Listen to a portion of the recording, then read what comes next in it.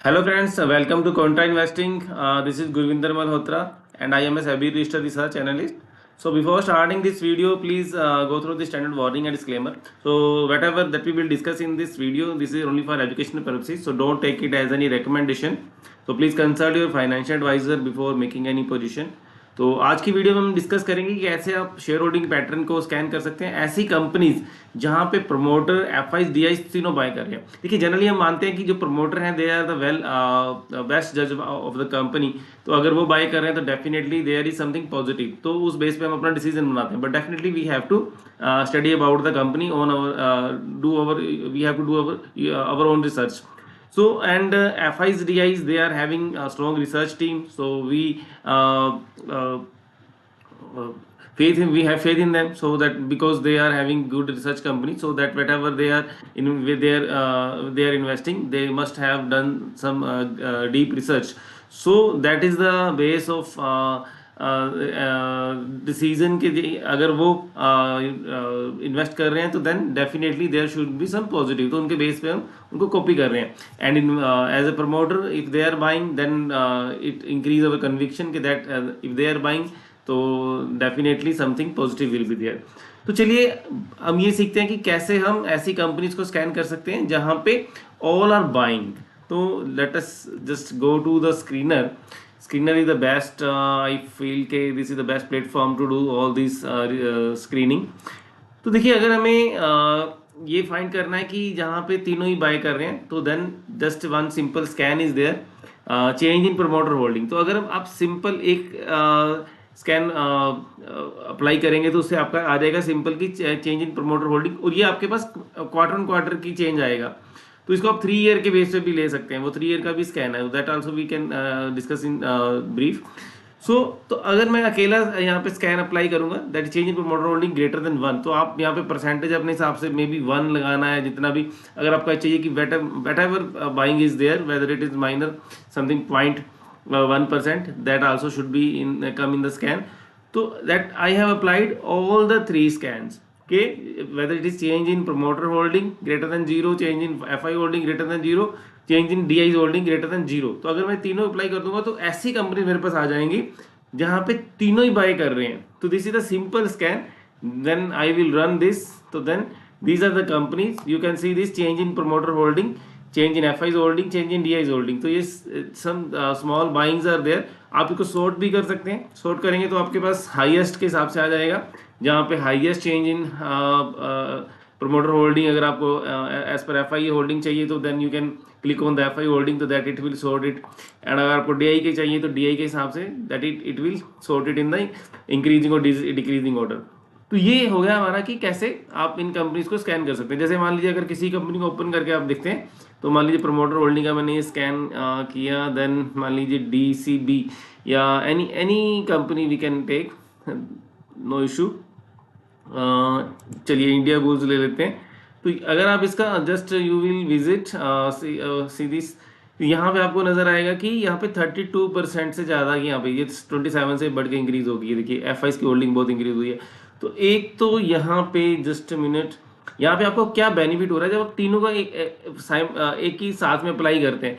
तो कि जब आप एक एक करके अप्लाई करेंगे, प्रमोटर होल्डिंग ओनली करेंगे, तो उसमें ऐसी कंपनी आ सकती हैं कि प्रमोटर ने हो सकता है कि एफ आई से बाय कर लिया, डी आई से बाय कर लिया, लेकिन हमें ऐसी कंपनी चाहिए जहाँ पे इन तीनों की होल्डिंग में कहीं भी कुछ कमी नहीं आई है. ठीक है, तीनों की होल्डिंग में इंक्रीज हुआ है.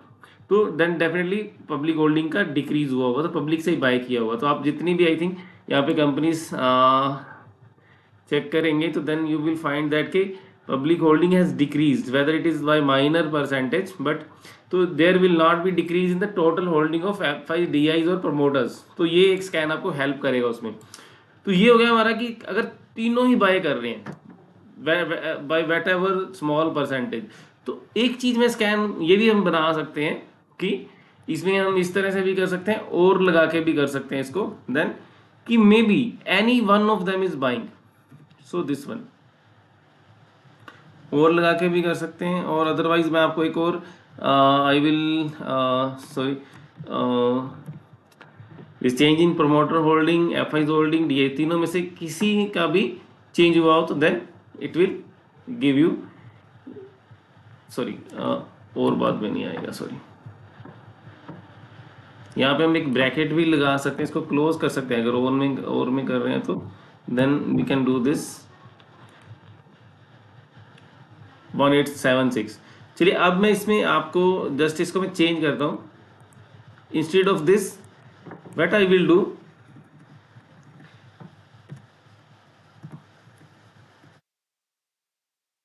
तो यहाँ पे प्लस का निशान कर, वी विल प्लस का साइन हम ऐड करेंगे कि there should be increase in promoter FIs and DIs holding in total.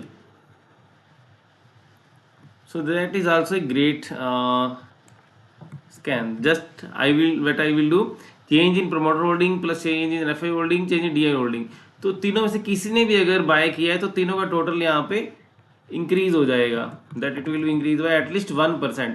तो if any one of them is has about increase their stake, that will come in our scan. तो यहाँ पे हमारी 303 companies आ रही हैं, तो उसमें हम further we can apply some further scans. तो जैसे यहाँ पे अगर आप देखेंगे तो मैं आपको एक और चीज़ मैंने यहाँ पे I have created some ratios also, so that will help you. Just 1 minute to how it will help you change in FIs, DIs and promoter holding. So just see how sorry, just a minute. Change in user ratio में जाएंगे अगर, otherwise यहाँ पे भी change in FIs, DIs and promoter holding. तो all the threes are buying. So then what it will do, change in FIs and ये this one. So what you can do, so आप यहाँ पे हमारे पास ये क्या आ गया कि यहाँ पे तीनों में से किसी ने बाय किया और ये जो टोटल है तो दैट इज ग्रेटर देन 1. यहाँ पे जहाँ पे भी प्रमोटर और इनकी बाइंग हुई है that is in descending order में मेरे पास आ गया. जहाँ पे सबसे ज़्यादा बाइंग हुई है तो वो सब कंपनी सबसे ऊपर आ जाएगी. तो एक काम मैं यहाँ पे और करूँगा कि at least I will apply some criteria for market cap. तो it should be at least above 50 या 100 crore, so that it should not be very small companies. So 251, or you can apply some further you can say filters so to reduce the list. Otherwise you can go for above 500 crore companies. You can apply debt equity ratio or maybe ROC, ROE or growth rate. So different type of scans you can apply to reduce this list.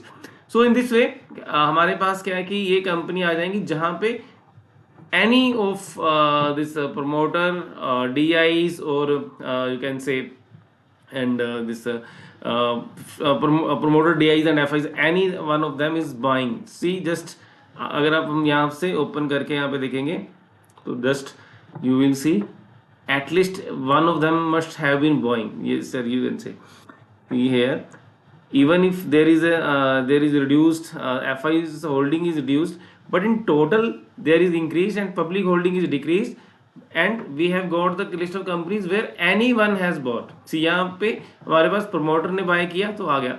Otherwise हम अलग अलग scan run करेंगे. Promoter ने buy किया, FIs ने buy किया, DIs ने buy किया. Then instead of running the separate scans, this scan will help you to filter out the companies where whether promoter, DIs or FIs, any one of them is buying. So this can help you and save your lot of time. तो यहाँ पे आप filter करके उसको sort भी कर सकते हैं. यहाँ पे ऐड करके जैसे मैंने एक रेशो बनाया, मैंने चेंज इन प्रमोटर होल्डिंग तीनों का टोटल करके एक स्कैन बन गया. जैसे मैं आपको ratio, I can show you how this ratio is working. Just a minute. User ratio, here I am having ratios change in FIs, DIs and promoter holding.